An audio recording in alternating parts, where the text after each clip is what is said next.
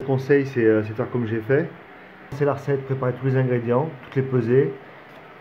Moi j'ai marqué dessus carrément pour ce que c'était, pour quelle partie de la recette c'était, combien j'avais besoin. Tout est à disposition, tout est prêt.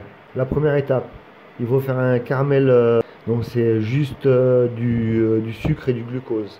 Si vous n'avez pas de glucose, vous pouvez le remplacer par du miel. Il fallait 200 g de sucre semoule qui sont là. Et il faut avec 60 g de glucose ou du miel. Mais si vous mettez du miel, mettez que 50 g. Le miel a un pouvoir sucrant plus élevé que le glucose. Allô?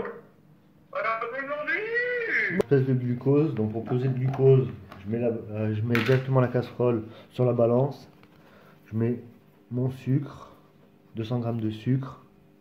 Voilà, et je vais mettre le glucose. Alors le glucose c'est hyper collant. Donc vaut mieux se mouiller les doigts à l'eau froide ou avoir une cuillère d'eau avec l'eau froide. Donc après, je trempe les doigts dans de l'eau froide et je viens pousser. Vous voyez, ça tient pas beaucoup. La casserole sur le feu, à feu doux. Alors chez qu'on pâtisse, le mieux c'est d'utiliser une cuillère en bois.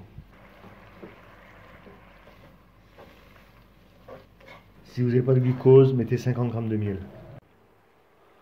Donc voilà, là le caramel est prêt d'être à 170-180 degrés. On a un caramel brun.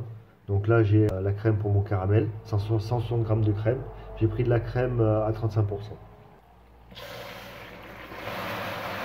Alors si ça fait un bloc, là comme moi là ça fait un bloc, c'est normal. Vous paniquez pas, c'est normal.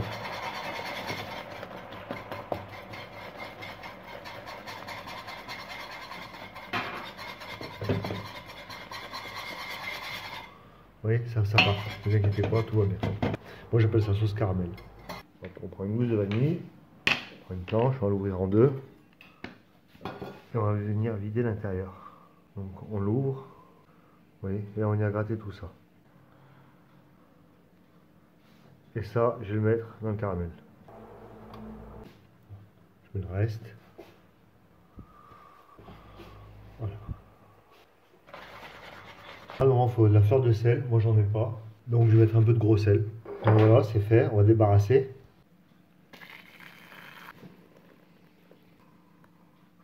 On est déjà à l'étape 6. Il faut faire une brunoise de pommes. Donc j'ai mis les pommes dans de l'eau citronnée pour pas qu'elles s'oxydent. On va faire un chutney pomme.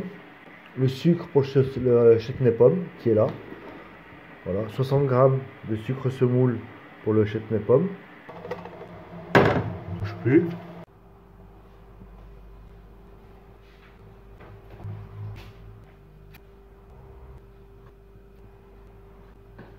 Je vais mettre les pommes parce que j'ai l'impression que le caramel va brûler là. Et là il n'est pas pris. On n'a pas du tout. Bon, il faut laisser faire tout seul. «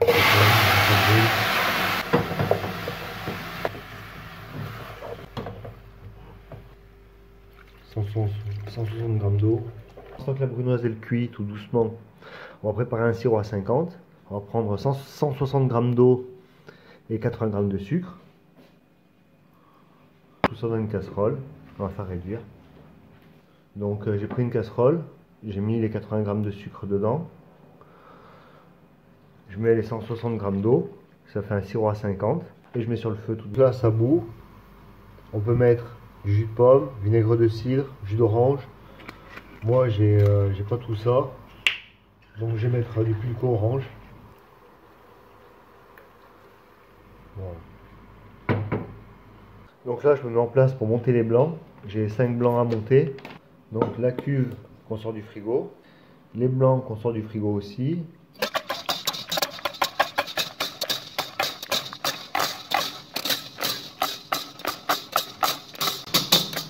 Je crois que moi je change de bras.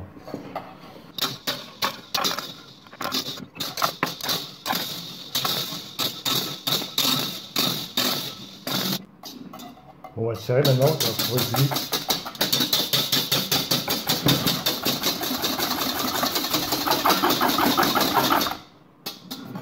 Voilà. Donc on va mettre le sucre dans les blancs. Donc on a mis le sucre dans les blancs, 120 g de sucre dans les blancs. Et maintenant on va mettre les jaunes. Les jaunes. De l'extérieur vers l'intérieur. De l'extérieur vers l'intérieur. De l'extérieur vers l'intérieur. On prend 70 grammes de farine et on les met dedans.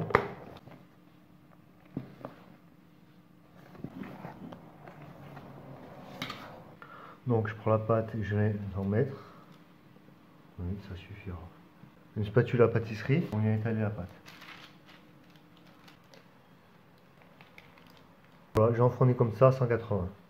Le four j'ai déjà fait chauffer et je le mets dedans. Les pommes dedans j'ai mis le vinaigre de cidre. Et une fois que ça ressemble à ça, que c'est sec, on débarrasse. Notre sirop derrière qui a bien réduit, on va l'arrêter aussi. Donc on continue. Là j'ai pris 500 g de crème 35%.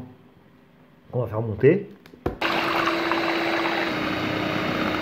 Donc je sors le biscuit. Il a l'air pas mal. Je pense qu'on va pouvoir le rouler. Ça me peut-être un peu épais. Il a l'air cuit. Il l'est. Il a cassé, c'est obligé. On a déjà coupé les bords.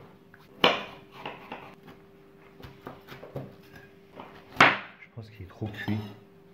Je pense qu'il va faire beaucoup moins cuire. Étape suivante. On a mis le biscuit avec le sirop. Peut-être ça va le détendre.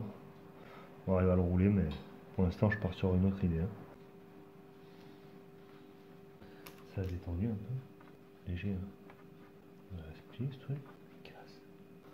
C'est trop cuit là. Ah non plus, ça pliera pas encore. On va mis à mort pour maximiser les chances que ça se roule. Et au cas où, je partirai sur autre chose. Je vais juste tout mettre. Ça me monter ici. Ça bouge plus. Et maintenant, on va mettre le caramel à l'intérieur. Donc j'essaie de le manipuler un peu pour voir si on peut le rouler. Et ça peut être possible, il est beaucoup trop épais. Il ne se roulera pas. Donc plutôt que de tout casser, on va faire différemment. On va le monter en millefeuille. Alors je prends la sauce caramel.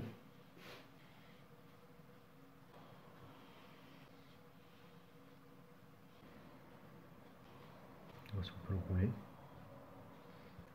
Non, ça casse, oui. On va se rattraper aux branches.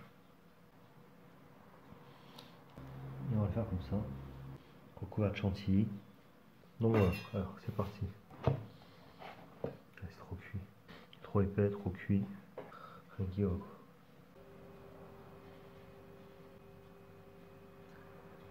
Donc j'étale la sauce caramel à la spatule.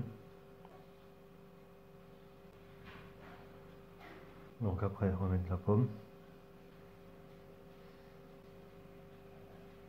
Donc on prend notre sauce caramel. On va pas y aller comme un bourrin. De l'extérieur vers l'intérieur. De l'extérieur. On met de la sauce caramel. Putain merde. Je cherche pas à comprendre. Trop chadouille. Et maintenant, on vient décorer quoi.